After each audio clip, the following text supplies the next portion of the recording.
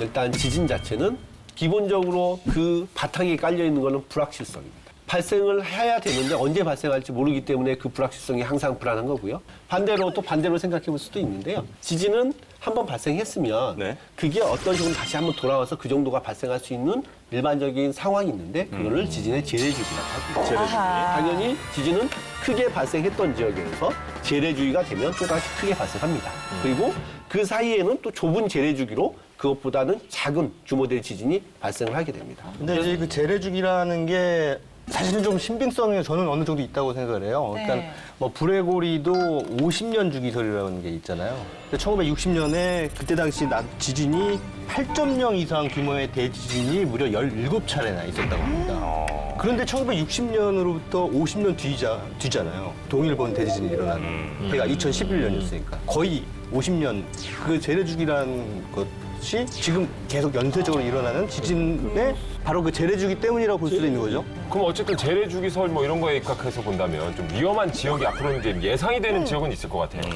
우선은 아까 말씀드린 일본 도카이 지역. 네. 도카이 지역은 그 지역은 왜 중요하냐면 예전에도 지진이 발생했었고 그리고 거기는 판들이 앞에서 만나고 있거든요. 그 주변에 여러 가지 또 큰 단층들도 있고 그래서 그런 부분들은 분명히 언젠가는 지진이 발생할 거라는 걸 알고 있고 많이들 아실 텐데 미국 캘리포니아지 거기는 언젠가는 큰 지진이 일어나고 과거에도 거기서 지진이 발생했었고 최대 규모의 지진이 발생했던 칠레 지역 그런 지역들도 굉장히 지진이 크게 발생할 수 있을 그런 지역이라고 보시면 됩니다.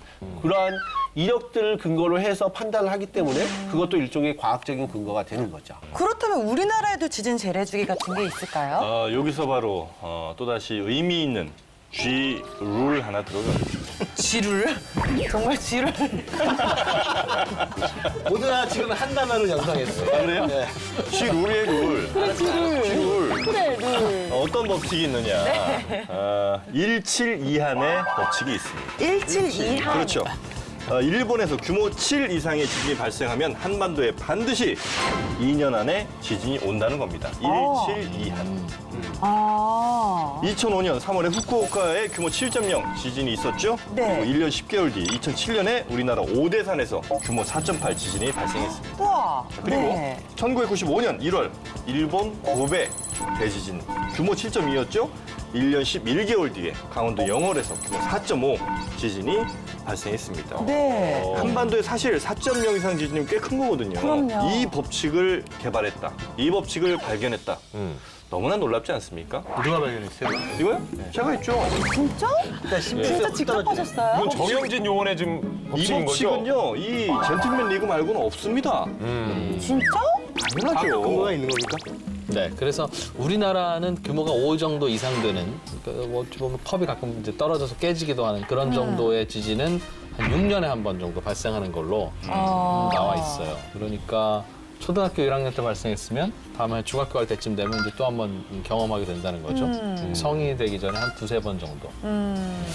아, 이 영화 해운대를 보면은 정말 이제 뭐 영화 속 설정이겠습니다만은 박중 씨가 계속해서 경고를 하는데 거기 아까 말한 뭐 관측센터 소장을 아니다 기다려라 하다가 결국 이제 골든 타임을 놓친단 말이죠. 맞습니다. 그럼 만약에 이제 지진이 발생했다 했을 때 이 경보도 상당히 중요할 것 같아요. 네. 어쨌든 빨리 알려야 준비를 하든 대피를 하든 할 거 아니겠습니까? 경보는 좀 어떤 식으로 이루어지죠? 외국에서 일본이나 유럽의 일부 수행을 하고 있는데요. 5에서 10초 정도의 어떤 식으로 알려줘야만 예를 들면 우리가 방송하고 있다가도 알 수 있게 주변의 상황들이 다 이렇게 되어 있어야 되는 거죠. 그래서 그 부분을 지금 기상청에서 준비를 하고 있고요. 관련해서 여러 가지 우리 전문가들이 같이 참여를 하고 있는 상황이고요. 아직 우리나라는 그 정도까지는 아니고요. 많구나. 네.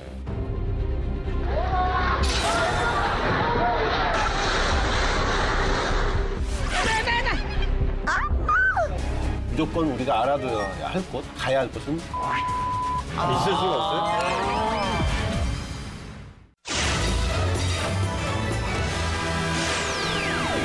현실에서는 더 이상 그런 일이 없었으면 하는 게 바람이지만 어쩔 수 없이 마주한 공포 앞에서는 저희가 좀 어떻게 이겨내야 좋을지 좀 알아봐야 하지 않겠습니까? 네. 그래서 세 번째 신의 한 수 나갑니다.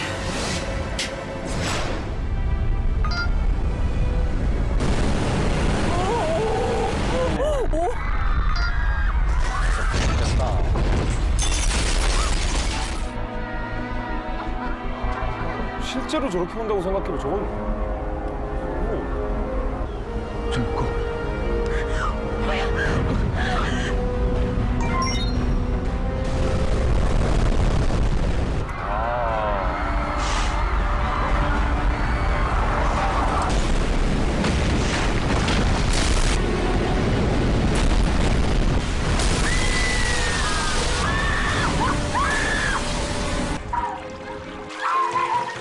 아, 엘리베이터.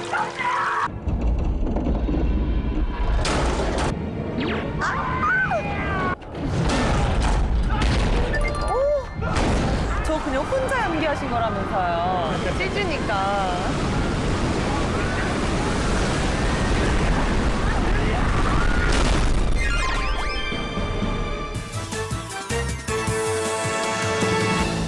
와, 진짜 이 쓰나미 때문에 막 사람들이 아비규환하는 모습을 야. 보니까 다시 봐도 정말 소름 돋네요. 이게 막 사람들이 도망을 간다고 해요. 도망가는 게 상책이라고 아까 나왔는데 도망가도 어쩔 수 없겠다. 갈 수 없겠는데 어쩔 수 너무 없을 빨리 것 같아요. 오는데요. 네. 어. 근데 아까 정말 말씀하신 거 들어보니까 만약에 네. 정말 그래서는 안 되겠지만 우리나라에서도 규모 7.0 이상의 지진이 난다라고 가정을 한다면 얼마나 피해를 입게 그 될까요? 피해에 대해서는 우리 그 소방방재청이 2011년에 한번 시뮬레이션을 한 적이 있습니다. 그러니까 네. 예를 들어서 규모 뭐 7.0 혹은 뭐 6.5 정도의 지진이 서울에서 발생했다.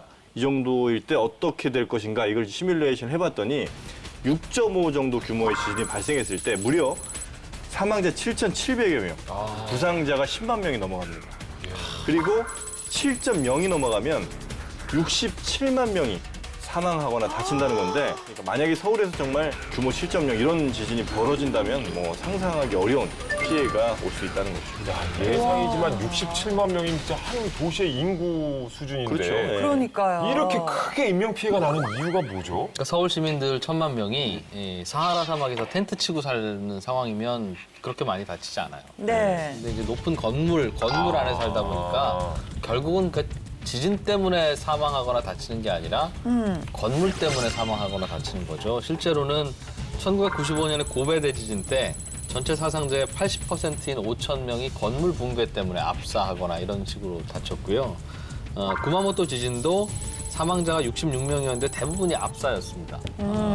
사실은 건물 붕괴 때문에 다친다는 거죠. 건물이 제일 위험한 거예요, 지진 나면 사실은. 뭔가 뭐 흔들리는 자체가 문제가 아니라 아니 그렇다면 건물 붕괴가 제일 위험한 우리는 어디로 가야 되는 걸까요? 어디로 가야 되는 것을 떠나서 네. 반드시 가지 말아야 할 것부터 알아야 될 것 같아요. 네. 엘리베이터가 사실은 제일 가지 말아야 할 곳 1순위입니다. 왜요? 왜냐면 스스로 갇혀버리는 거거든요. 일단 정전이 발생하죠. 정전이 발생하면 엘리베이터에 그냥 고스란히 갇혀버리는 거예요. 어떻게든 갈 수가 없는 거죠. 그러니까 사실 그거는 그냥 자기가 죽음을 자초하게 되는 그런 가장 위험한 곳이기 때문에 그래서 일본에서도 혹시 지진이 나서 정전이 일어났을 경우 엘리베이터가 멈춘다라는 걸 가정해서 심지어 엘리베이터 안에 뭐 음료수라든가 화장실까지 엘리베이터에 설치한 화장실이요? 예, 예. 그런 사례도 있다고 합니다. 워낙 그 지진이 잦다 보니까. 그런데 우리가 네. 우리가 사는 곳은 집이잖아요. 네. 집에서는 어떻게 해야 되냐면 네. 그러면 무조건 우리가 알아둬야 할 곳, 가야 할 곳은 화장실입니다. 집에 여러 가지 구조가 있는데 화장실은 대개 보면 격리 시설이기 때문에 벽이 좀 두껍고요. 그리고 또 집 안에서도 거의 외치게 존재하고 또 무엇보다도 그 안에 기본적으로 우리가 사용해야 될 물들이 존재하게 되는데 지진이 발생하고 우리가 외부하고 격리됐다고 가정을 해보면 향후에 구조하러 오시면은 바깥쪽이 좋겠죠. 예를 들면 그럼 12층의 아파트에 살면 흔들리면 계단으로 뛰어내려가서 최대한 탈출을 하는 게 맞아요. 아니면 그 안에서 어딘가에 욕실을 골방이든 뭐 찾는다거나. 책상 밑이든 욕실로 들어가는 게 맞아요. 제가 다음에 한번 경험을 해보면 그때 말씀드릴게요. 아유, 어쨌든 집 안에 있을 때는 욕실을 찾아가고 네. 집 밖에 있을 때는 어떻게 되는가? 어디를 찾아가야 돼요? 집 밖에서 제일 위험한 건 건물들이잖아요. 내가 집 밖에 있는데 주변 건물이 나한테 쏟아지면 그것 때문에 내가 다치는 거 아니겠습니까? 네. 그러니까 최대한 건물이 없는 쪽으로 가야 돼. 평야 같은 데로. 그러니까 허허벌판이라든가 광장이라든가 그런 데 운동장. 있으면 그런 쪽으로. 좁은 골목에 있다면 최대한 대로변으로. 그래야 건물이 넘어지더라도 피할 공간이 생기니까. 한강 쪽에 오리배 뛰는 건 어떻습니까? 그걸 왜 갑자기 오리배가 나와? 오리배 괜찮죠? 오리배 왜요? 설명해봐요. 굉장히 안전하지 않, 아니 이거 안전하다는 그때 거예요. 우리가 이거. 오늘 정도면 안전하게. 지진이 나면 일단 한강으로 가요? 거기서 식사하시고 다 사시게. 아니, 그러니까 지진 끝날 때까지만 있으면 되잖아요. 교수님. 아니 근데 이 지진을 피하기만 했다고 해서 그게 끝이 아니라 그에 따른 2차 피해가 있을 거 아니에요? 왜냐면은 그 주변의 건물들이나 뭔가 다 파괴가 돼 있을 거니까 어떤 것들이 좀 일어날 수가 있나요? 지진의 2차 피해라는 건 예를 들면 그 바로 지진이 생겼을 때 건물이 무너지거나 이런 거로 바로 다치는 게 아니라 갇히는 거죠 일단. 다치거나 죽지는 않았는데 테이블 아래에서 갇혀 있는데 탈출구가 없으면 식수의 부족 문제, 뭐 또 여름 같은 경우는 염증의 문제, 노약자 같은 경우는 또 한 곳에 이렇게 부자연스러운 자세로 앉아 있으면 문제가 생기거든요. 이코노미 클래스 증후군이라고 네. 비행기 장시간 이렇게 오래 타고 있다가 심장 마비나 이런 걸로 사망하는 분들이 있잖아요. 맞아요. 비슷한 거죠, 그러니까 어딘가에. 일본 그 지진 때도 보니까 그 승용차에 혼자 이제 계신 거예요. 네. 계속 있었는데 결국은 이제 그렇게 돌아가신 분들이 또 있었다는 거죠. 그러니까 2차 피해도 굉장히 우리가 조심을 좀 해야 됩니다. 이코노미는 진짜 저는 취약하죠. 정말 좁아요. 제가 이코노미 전문가 아닙니까? 이코노미 전문가 아닙니까? 그래서 저는 자 그렇다면 지진 후 2차 피해 증상 또 다른 것도 있을까요? 여기서 이제 또 젠틀맨 리그에 네. G 웨이브가 또 하나 나옵니다. G-웨이브요. 그렇습니다. G-웨이브는 뭐죠, 정말? 네, G 웨이브인데 한류는 이제 K 웨이브라고 하고 네. G 웨이브 바로 지진 멀미입니다. 지진 멀미. 지진 멀미라는 게 뭐냐면 우리 귀 안쪽에는 반고리관 아시죠? 네. 이 반고리관이 하는 일이 바로 평형 감각을 유지해 주는 것. 근데 지진 상황이 되면 이게 유지가 안 되는 거예요. 그래서 이제 그 상황에 적응하다가 그냥 지진이 멈췄는데도 가만히 있는데도 불구하고 막 흔들리는 것 같은 느낌. 그 예전에 우리가 그 트램플린 타고 나서 내려오면 가만히 있는 땅인데 막 이상하잖아요. 거기는 트램폴린이라고 그랬어요? 방방이, 방방이. 콩콩이. 뭐 여러 가지로 불렸죠. 뭐 있습니까 거기는? 그런 거 없었어요. 스카이콩콩은 다른 거죠. 이게 올라타서 뛰는 게 스카이콩콩이고요. 아, 그래요? 예. 그러니까 이렇게 2차 피해가 상당히 또 심각한 재난이 바로 지진이니까 회복에도 상당히 적극적으로 좀 나서는 분위기예요. 특히나 일본 정부에서는 이제 대규모 재해 부흥법 이런 것을 동원해가지고 주민 생활금을 지급하고 파손된 건물들을 복구한다고 네. 이렇게 하더라고요. 우리나라는 저 지진이 잘 안 일어나니까요. 지진보험 혹시 여기서 가입하신 분 계세요? 지진보험? 네. 몰랐네요. 있는지도 몰랐어요. 지진보험은 안 들었어도 그냥 일반적인 생명보험 들면 지진이 일어나서 뭐 다친 거 다치면 보상해주지만 집은 어떻게 해요? 집. 예를 들면 집. 그러니까 그런데 실제로 일본에는 지진보험이 있고요. 있는 정도가 아니라 도쿄 같은 경우에는 3분의 1, 세 가구 중에 한 가구가 지진보험에 가입되어 있어요. 일본 전체로 보아도 한 1,600만 가구 정도가 가입되어 있다고 하니까 꽤 많이 가입하는 거죠. 그러네요. 지진이 이렇게 문화를 여러 개를 바꿔요, 사실은. 뭐 이 보험 문화도 그렇습니다만 원래 일본은 백화점에 들어갈 때 실내화를 신었습니다. 그러니까 신발을 신지 않고 갈아 신었다고요? 신발을 벗고 이제 실내화를 신고 들어갔는데 네. 지진이 한번 그때 큰 지진이 일어나고 난 이후에 빨리 도망가야 되는데 실내화 갈아 신고 언제 할 수가 없잖아요. 그래서 그 다음부터 신발을 신었어요. 그래서 이런 문화들이 바뀌는 게 이 자연재해 이런 거에 의해서도 많이 좀 좌우될 수 있다.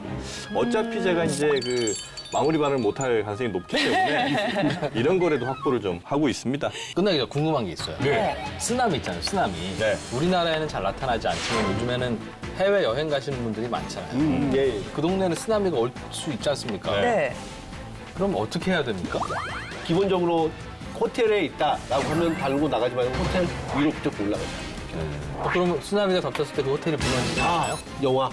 그 정도의 해일은 있을 수가 없어요. 있을 수가 없어요?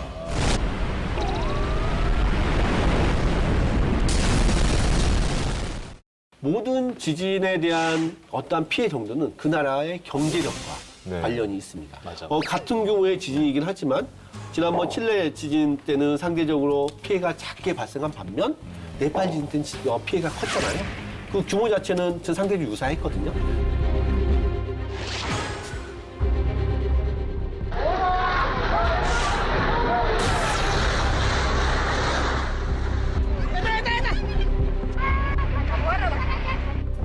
다만 네팔은 그 지역에 대해서 내진 설계를 등한시한 겁니다. 그거는 본인들이 등한시하고 싶어서 했다기보다는 돈이 없어서.